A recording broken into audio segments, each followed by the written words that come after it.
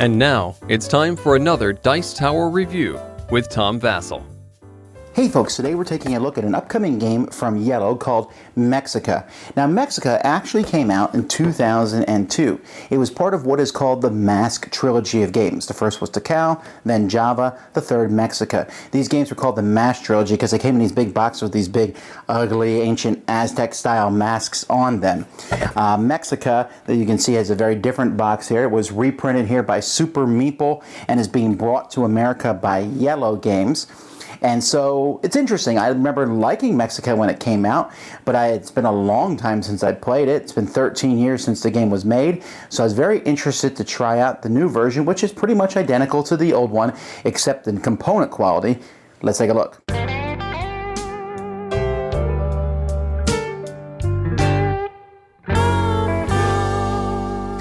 The game takes place on this island here. Each player has a bunch of temples. Now these temples are fairly weighty temples. They're made out of a resin, which is why I didn't do a component drop for this video, because I really wondered if they might break if I dropped them. I did do some test drops with one of them, and they seemed okay, but I was still a little nervous about these. But they're super great quality, and you can see how well they look. Each player is going to start with a bunch of them here. You'll see some level 1s, 2s, 3s, and 4s. You have another group that you're going to be using for the second half of the game. You also have some tokens here that players will be using as the game goes by. There is actually 4 different colors, and you can see how nice and earthen tone the colors are of the different temples that are in the game.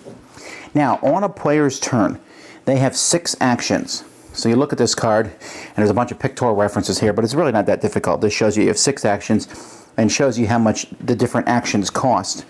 One of the actions you can do is putting canals out on the board. Now when you put canals out, they can touch, there's a canal already on the board, they can touch the ocean. You can really put canals wherever you want.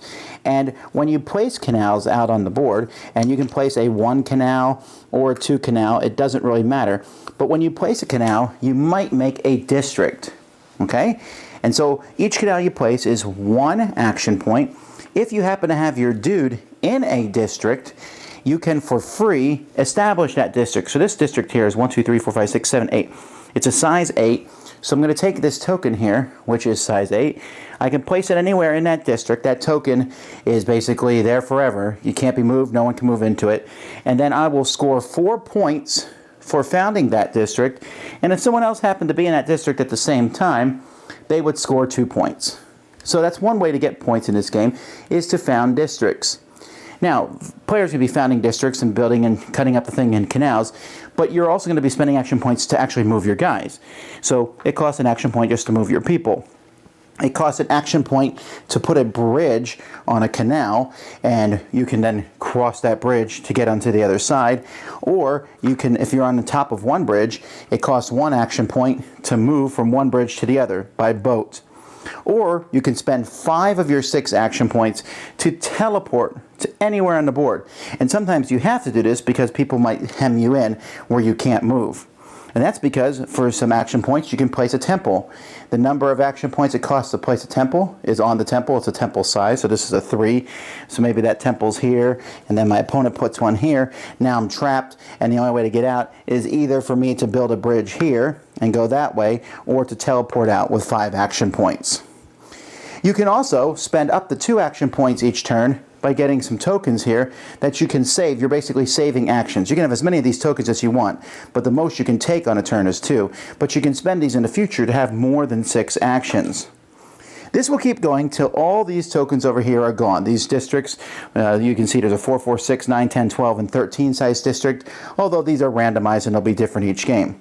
When all these districts are gone and one person has placed all of their temples out on the board, then the game will come to a pause and you'll score each district. Each district is going to give points equal to the big number on it to whoever has the highest total number of levels of temples.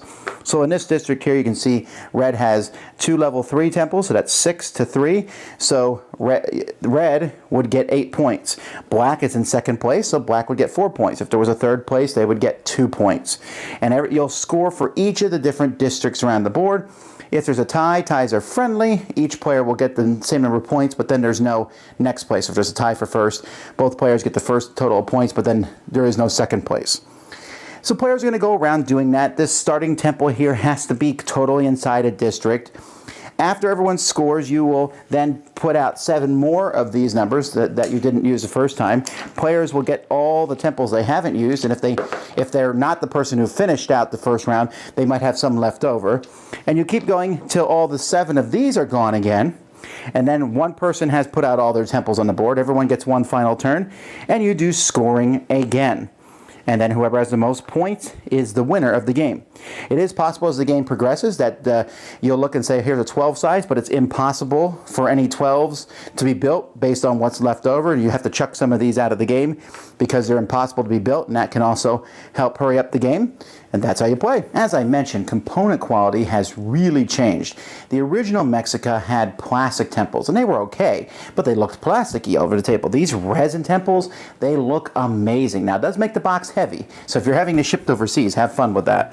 But I'll tell you what, the whole feel, the ancient temple look, it looks really good. I really like how this game looks. That being said, realize that this is basically an abstract game.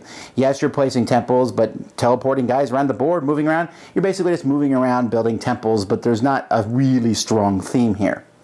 Now, this game is an action point system. This is what the designers of the game, Kramer and Kiesling, they were known for doing this at this point, where they gave you 6 actions per turn and you had things to do, and you have a lot to do. So you might want to be careful. There are some people who would really slow a game down with analysis paralysis, thinking about all the different options that they can do. I didn't find it a problem because usually, to me, it's pretty straightforward. I'm going to move over here, build a district, build temples in that district, or go over here and so on.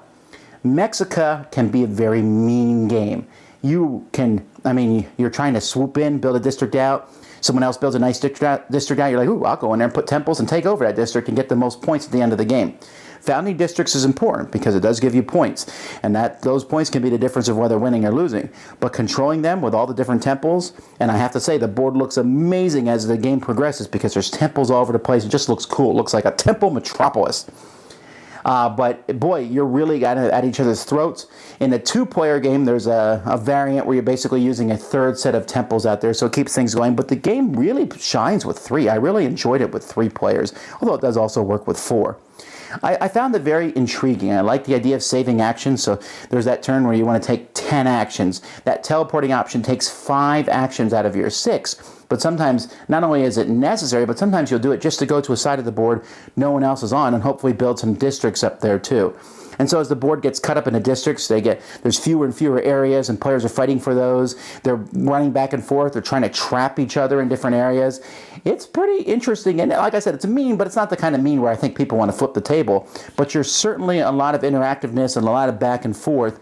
And I think each game is different. This is a game that has aged remarkably well.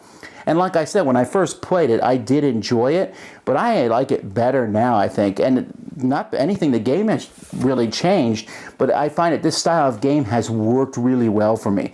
This is the kind of a classic Euro-style game that I just think is amazing. It has a lot of options, and yeah, the theme is barely there, but the interesting things that you can do, the back and forth between the players, is something I highly enjoy in a game. So I give a big thumbs up to this game, Mexica. Dice Tower Judgment, excellent!